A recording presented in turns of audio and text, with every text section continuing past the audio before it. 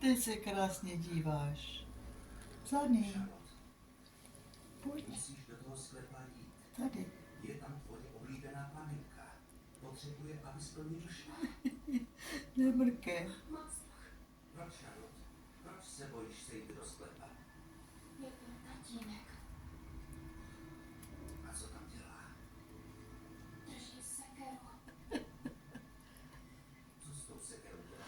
A oni, že je, to je veliký, a pam, no ale on má teprve 3 měsíce. A ne co? Zany.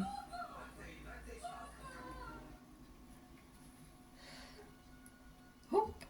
Co tam je? Musíš zjistit, co se tam odehrává.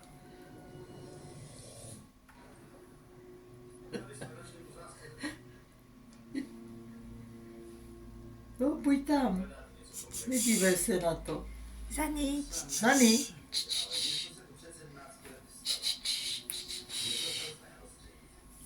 No.